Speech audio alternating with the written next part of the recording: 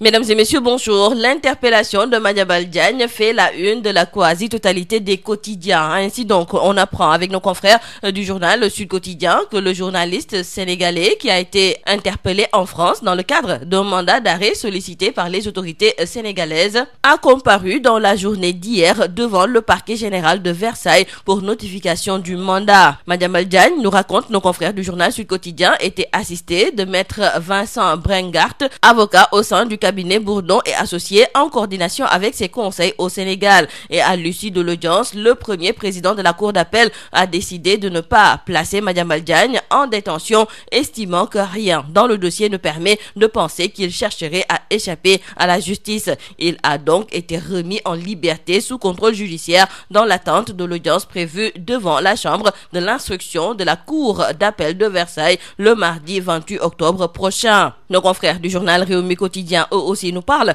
de Madiambal Diagne donc qui est placé sous contrôle judiciaire et ajouteront qu'il est visé par une procédure d'extradition vers le Sénégal. Et dans le journal L'Info, nos confrères nous racontent cette journée de tumulte judiciaire au cœur de Paris, du choc de l'arrestation à la liberté surveillée, les coulisses d'un dossier loin de son dénouement. Dans le quotidien L'As, les avocats de Madiambal Diagne déroulent le film de l'interpellation de leurs clients. Et ces avocats, ajoutent nos confrères, restent confiants compte tenu du caractère totalement infondé des accusations contenues dans la demande d'extradition et de son irrégularité manifeste. Ils annoncent qu'ils feront valoir ces arguments devant la chambre d'instruction de Versailles. La défense donc s'attaque aux accusations et au mandat d'arrêt, ajouteront nos confrères du journal Point Actu. Et dans le journal Subatel, nos confrères qui nous annoncent également que Madiambal Diagne est placé sous contrôle judiciaire nous font savoir qu'après plusieurs heures d'audition par la justice française, le journaliste a été libéré. Et pour ce qui est de son extradition, signalons avec nos confrères qu'il s'agit d'une longue procédure qui risque de prendre plusieurs mois. Donc pour le moment, c'est la justice française qui prend les choses en main concernant le mandat d'arrêt international contre Madiambal Diagne,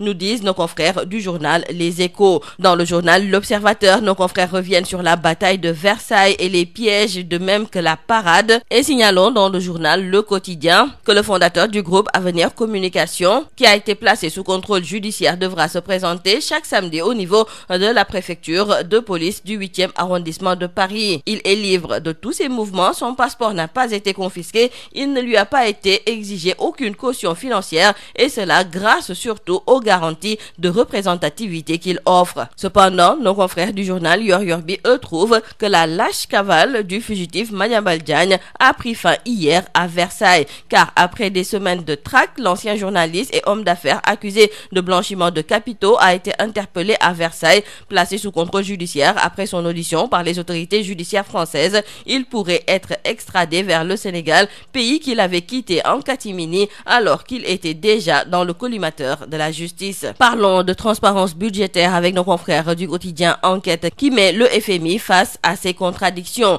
car en 2018, une mission du Fonds monétaire international évaluait la dette publique sénégalaise à plus de 100% du PIB, révélant une situation déjà critique. Et malgré ces constats, aucune mesure corrective structurelle n'a été mise en œuvre. Pour nos confrères, l'affaire révèle aujourd'hui les limites de la rigueur du FMI. Concernant la dette cachée, c'est Alioune Tine qui accuse dans le journal Tribune une faillite généralisée de l'État. Pour le fondateur de Afrikadium Center, nos institutions ont été toutes défaillantes face à ce scandale et il faut bien tirer les meilleures leçons de nos vulnérabilités structurelles et engager sans délai le vrai débat pour réformer l'État, les institutions. Parlons avec nos confrères du quotidien Le Soleil de la visite du président Bassirou Diomaye Diakhar Faye au Kenya. Et pour le dernier jour de cette visite, le président de la République a tenu une séance de travail avec son homologue, le docteur William Ruto. À cette occasion, les deux chefs d'État ont signé un accord portant sur l'exemption de visa entre le Sénégal et le Kenya, permettant à leurs concitoyens de voyager sans sous-document pendant 90 jours. Terminons par nos confrères du journal Libération qui nous parle de la police qui met fin à une partouze entre homosexuels. C'est à la cité Kalia. Les 16 mis en cause, surpris dans un appartement, étaient en majorité nus ou en plein ébat, et ces homosexuels, pour la plupart, étaient âgés entre 18 et et 36 ans. Ils étaient soit footballeurs, tailleurs, artistes, danseurs, commerçants, étudiants, conducteurs de moto Jakarta, mécaniciens, commerçants ou élèves. C'est tout à vos journaux et très bonne lecture. asalaamaaleykum mbokk yi déglu dal leen ak jàmm nataalu Madiambal Diagne tey jii de moom moo fës fang ci yëglekaay yu bëri ndaxte démb fële nga xam ne nag moom mooy ca France dañu ko faa teg loxo ba daal di koy déglu yëglekaay bi di Sud Quotidien mi ngi ñuy xamal ne Madiambal Diagne moom démb fële nga xam ne moom mooy ca Versailles la ñu ko daal di teg loxo yóbbu ko ci kanamu parquet général bu Versailles yëglekaay bi di Sud Quotidien di ñu nettali ne foofu weetu fa woon ndaxte ànd na fa ak kii di maître Vincent Brengart moom bokk ci avocat yi nga xam ne ñoom ñoo nekk ci cabinet Bourdon et associé te ñooñu tamit ñu ngi doon lëkkaloo ak yeneen avocat wu Madiambal Diagne ñu nekk fii nga xam ne moom mooy ci biir Sénégal démb kon ba ñu ko daal di dégloo premier président bu cour d'appel bi daal di ne gis ne ki nga xam ne moom mooy Madiambal Diagne jarul ñu koy tëj ci biir kaso ndaxte dossier am googu nga xam ne moom la ñu leen woon ñoom amuñu xel ñaar ci ay mbiram gëm nañu nag ne moom du daw loolu moom moo tax ba ñu ko dégloo ba pare ñu bàyyi ko mu ñibbiwaat wante autolikaay bi di Sud Quotidien mi ngi ñu xamal ne dina amaat beneen audience boo xam ne dañu koy def ci kanamu chambre de l'instruction de la cour d'appel de Versailles loolu moom dina nekk ci talaata gi ñu dëgmal ñaar fukki fan ak juróom-ñett ci weeru octobre autolikaay bi di Rewmi Quotidien ne kon nañu jàpp ne kii di Madiambal Diagne su fekkente ne nag démb ñu ngi ko doon déglu foofu nga xam ne moom mooy ca France mujjee nañu ko bàyyi mu daal di ñibbi wante nag mi ngi nekk sous contrôle judiciaire ci lu jublu nag ci wàllu jëlee ko fa indi ko fii ci biir Sénégal loolu moom autolikaay bi di Rewmi Quotidien mi ngi ñuy xamal ne dinañu ko waxtaanee ci fan yi nga xam ne moom la ñu dëgmal l'info yéene kaay sax di ñëwaat ci bésub démb bi na mu tëddee woon fële nga xam ne moom mooy ca Paris keroog ba ñuy arrêté ki nga xam ne nag moom mooy Madiambal Diagne ak sa mujjantal ga ñu daal di koy bàyyi jox ko li ñuy tuddee liberté surveillée naka la mbir yooyu yëpp demee te jiw autolikaay bi di l'info mi ngi ci jukkiwaat laas yéene kaay it jox kaddu ay avocat wu Madiambal Diagne ñuy ñëwaat nag ci arrêté gañ ko arrêté ca France ak tamit mbir ya na mu tëddee ñoom ñu daal di gis ne la ñuy toppee seen client bi la ñu bëgg a teg ci ndoddam loolu dara nekku ci te dafa mel ni sax ne juge ya nekk ca France ci li ni mel la ñu daal di sukkandiku loolu moom moo tax ñu daal di koy bàyyi mu nibbiwaat këram point actu di ñëwaat tamit ci ay avocat wu Madiambal Diagne ñoom ñi nga xam ne fu mu nekk nii nag pare nañu ngir taxawu nag seen client bi fexe nag ba bépp tuuma gu ñu teg ci ndoddam ñu daal di koy faxas wante it bëgg nañu nag lépp lu jublu ci wàllu extradition maanaam daal jëlee ko foofu nga xam ne moom mooy ca France ngir indi ko nag fii nga xam ne de moom mooy ci biir Sénégal loolu it ñu daal di koy neenal ci biir colikaay bii di Subatel suñu naataango yi di ñu xamal ne kii nga xam ne kon moom mooy Madiambal Diagne dina jaaraat ci kanamu juge yi nga xam ne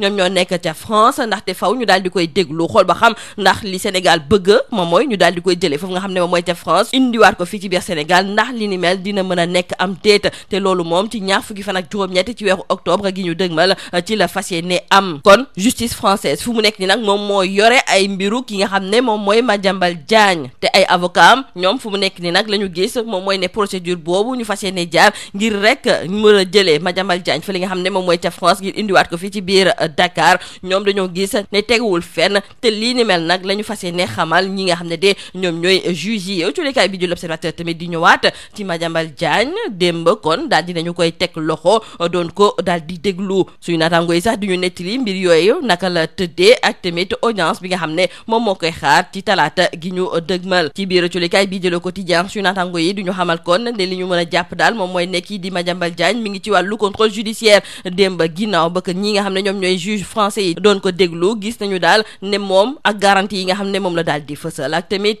kóolute gi nga xam ne moom la ñu am ci moom mën nañu ko daal di bàyyi mu delluwaat nag ca këram wante taxul nag samedi bu jot dina dem ba ca préfecture de police du 8e arrondissement bu Paris ngir war faa mën a xaatim loolu kon di firndeel ne moom bàyyi nga xam ne bàyyi nañu ko mu dem ñibbi ñoom amuñu ci benn xel ñaar autolikaay bi di yor bi ne la ñu mën a jàpp moom mooy ne kii nga xam ne moom mooy Madiambal Diagne moom mi nga xam ne kon dafa fëxoon jóge fii ci biir Dakar dem ba fa li nga xam ne moom mooy ca France moom dina xam nag ne fëx boobu jeex na tàkk ndaxte mujjee nañ ko teg loxo fa li nga xam ne kon moom mooy ca Versailles léegi kay li des moom mooy xool ba xam naka la ñuy fexee ba daal di koy indiwaat fii nga xam ne moom mooy ci biir réew mi ñu daal di jukkee ak autolikaay bi di enquête ci wàllu transparence budgétaire maanaam daal ay leeral yoo xam ne dañ ko war a mën a indi ci nañuy yore koppar yi fii nga xam ne moom mooy ci biir réew mi dafa mel ni nag ne ñi nga xam ne ñoom ñooy waa FMI ñoom de ba ñu fi ñëwee nag ci atum 2018 seen benn mission dafa gisoon ne bor bi nga xam ne moom la réewum Sénégal amale woon bëri na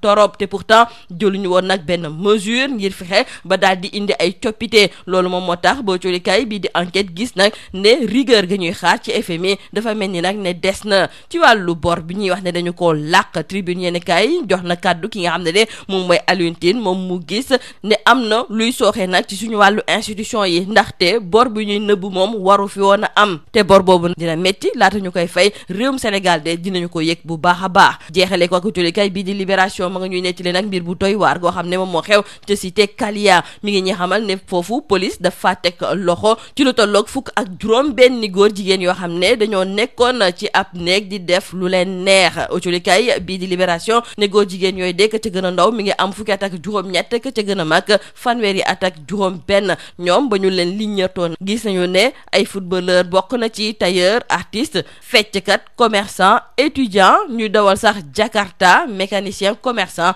am na sax ñoo xam ne ay ndongo lañu lii moo nekkoon ba ci li gën a fës ci biir autorité yi ñu leen ñaanal njeexte lu bës ak jawam